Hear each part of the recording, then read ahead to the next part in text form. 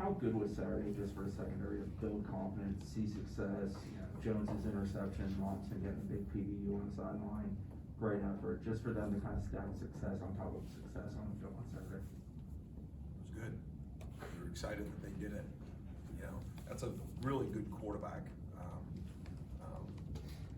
I would say it's one of the top slots route runners that we'll go against as well. So it was good. Listen, a lot of work goes into playing well, and we've had a lot of examples of where we needed to fix some technique.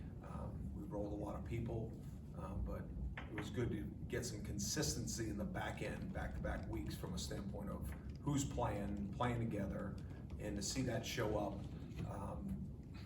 in the course of a game against a good passing attack was definitely positive, something we need to continue.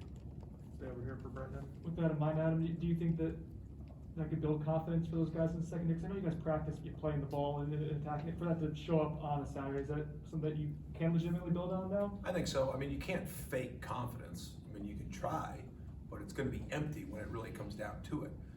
So to have tape, to be able to go back and show them that they can and that they did is extremely helpful. And you can ask any player when you're talking about confidence and swagger. What is that? It's about the belief that you've done the work necessary that you deserve to make the play, and you can't fake that with empty work or false positives. You've got to go out and legitimately strain to put the work in, the preparation, the time, the effort, the technique. And so when your number's called, you almost feel like it's owed to you, And then if you don't, you feel like you're in a no deniability place, and you're able to get back and pick yourself up again. So, this place it's built with dirt and mud and hard work, and to see that come to fruition for them is good. But there's only one way to sustain it, and that's the same stuff, over and over again. That's really hard, though. That's why it's hard to replicate, because nobody wants to wake up in the morning and say, that's what I got to do again. But that's the best way to be successful consistently. Stay on the left, go Jared. So during the practice week, you're without a number of your starters on the Tuesday or on the Wednesday, whether it be on the front end or the back end. And then on Saturday, you come out and give up points, in the first quarter before settling in to a rhythm. Is there a correlation between that that might be the first time all 11 guys have been together during the week? I mean, this sounds, I'm supposed to be a professional, this sounds but it is what it is. Like practice on Tuesday, Josh will come up and tell us who's available, and we go to work with that group, and you try to make it as real of a rotation as if you're going to play on Tuesday. You also have some sort of forward outlook that, okay, this guy will be available. So that goes into just where they get their reps. But that goes back to, in the secondary, getting to a consistent group so they're playing together and they're playing with each other and for each other. And so that's been the aim, since the day we walked in the door. We're still trying to get that ironed out, but you're seeing that take grips, and even if it's Kevin Knowles, who's playing 60 snaps against a really, really good player, we just have him believing in his technique and his assignments, and knowing that the guy to the left or in back of him is going to do his job. And when you put that thing together, people talk a lot about run fits because you can see when it isn't fit, the ball hits, but pass fits are the same way. There's leverages, there's angles, there's communication. And then when it fits together, it looks pretty simple. And, we had a couple guys missing, but that's always going to happen in the sport. I mean, it's part of it.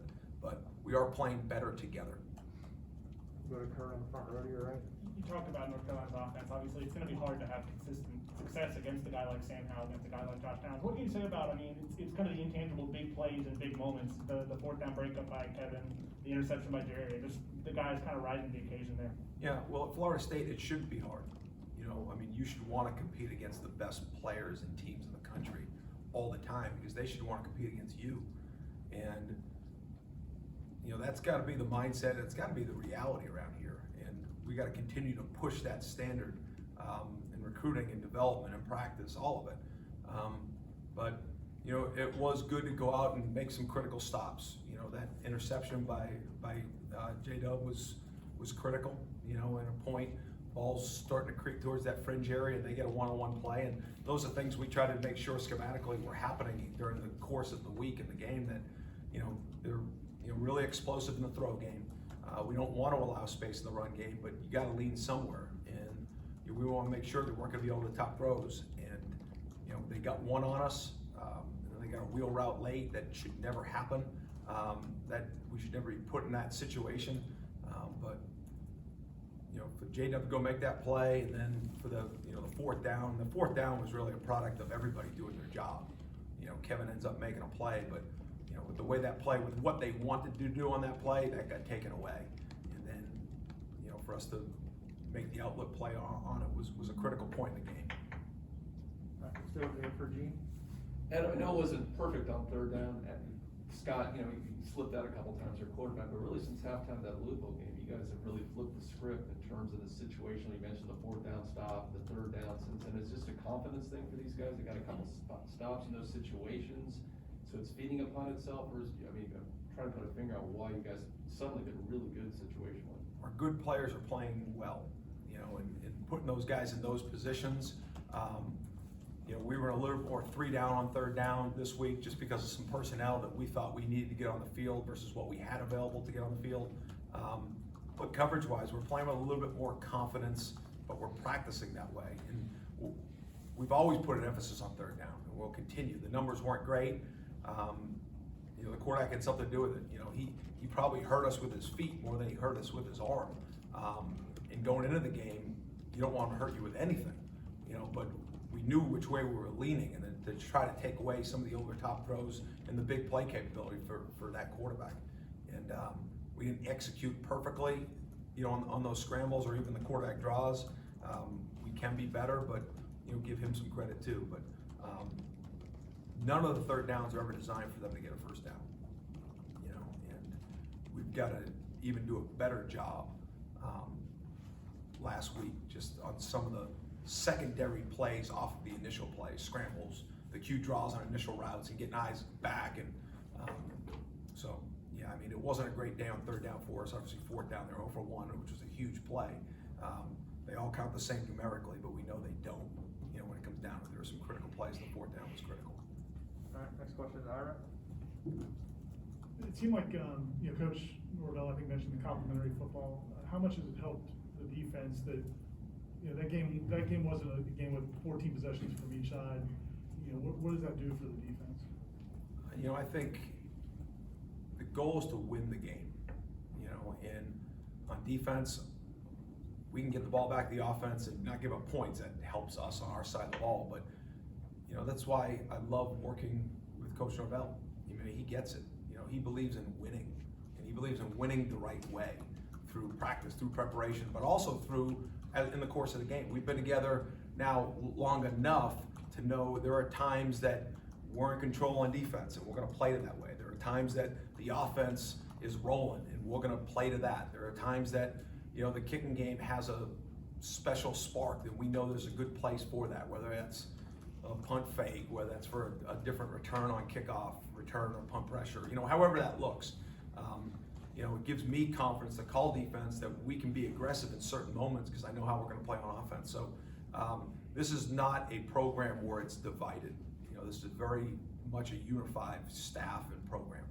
And it really helps putting plans together when you know, number one, we're going to do what we say we're going to do on game day.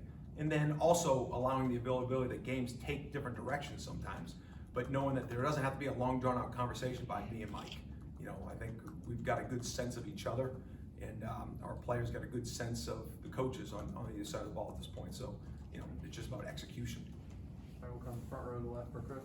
How did Malcolm Ray perform with getting probably the heaviest workload of his career and kind of alleviating some of the pressure on Fabian Moreau?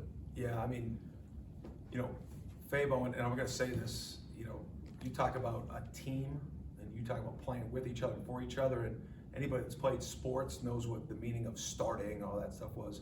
Fabian Lovett went up to Coach Hagan and says, I want Malcolm Ray to start. Okay, is that a big deal? I think so. You know, it shows unselfishness, it shows togetherness, it shows a brotherhood, and, you know, that's not about winning a job, losing a job. It just shows confidence in each other. It talks about just the respect level in that defensive room and in our team. And so Malcolm went out there. I mean, he played 20+ snaps. It wasn't perfect, but you know, that's back-to-back weeks that Jarrett Jackson got elevated to a role, and then Malcolm Ray got elevated to a role. And you know, I think Malcolm Ray ended up with 19 production points. So points per play, you know, he made an impact Saturday night. So that's gonna be important for us moving forward because, you know, we're in a rotation up there. Fabian is playing really good football. I mean, he's backing up everything that I thought he would. And so, you know, we're excited about the development of the young guys, Josh Farmer and Malcolm. We got to get more out of Jarrett Jackson hopefully this week. Robert Cooper played a lot of snaps Saturday night. So we got to continue to even that rotation out a little bit, but really proud of that group.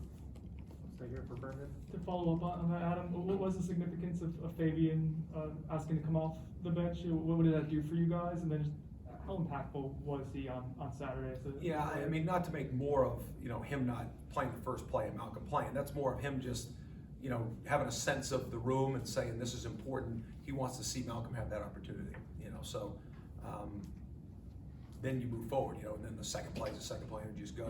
But I mean, Fabian, you know, when he's been healthy this year and he's gotten on the field, he's made major impacts, you know, not only in the run game, but, you know, in the throw game. You know, he's somebody that, you know, he's definitely one of our best football players in our program right now, and he's acting like it on and off the field. Go back to the right, Ira. When you guys, this is kind of I guess it's more normal now in college football with so many different transfers coming in, and you know, it's a different way to build a football team. You guys have so many transfers that are playing big roles on defense, but also becoming team leaders. Why do you think that's come together as well as it has in terms of that aspect of it? And then what do you see that group going forward? I think, Ira, that is a product of the recruiting process and making sure we know the people, not just the tape, right? And then it's hard. I think coaches make mistakes when you say, this is our leader, and you don't really know, right? You just say, well, I think he'll make plays. I think he practices hard, but you don't really know the 20 hours when they're not in the facility, what it's about.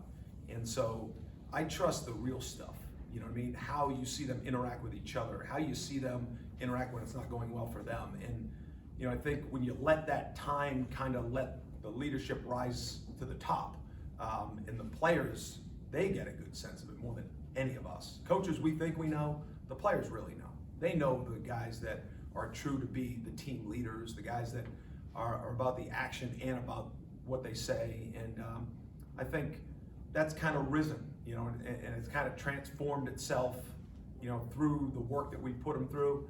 And so now they just happen to a lot of them be guys that weren't initially here a year or 2 years ago, you know, and I think that is a little bit of nature of college football. I'm not saying it's right or wrong, it's what it is right now. And, you know, we're just trying to be as honest about what is good enough, what isn't the standard, and we're just pushing that out. And I think the guys are kind of taking to it and starting to develop some confidence in what we're saying.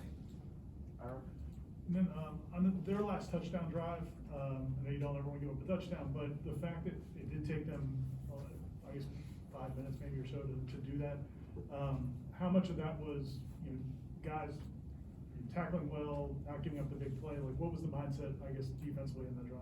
Well, I think as the drive's going, there was enough time in the game as it started that, you know, it was just kind of, you knew you were up 3 scores and you were playing. And so as you're calling defense, now as the clock started going, they weren't going with the rate that you thought they would go. I'll be honest with you, for us, like, I pulled back a little bit from an aggressive standpoint because it was, you know, you didn't want to make a mistake. You wanted to let them make the mistakes. Anything else?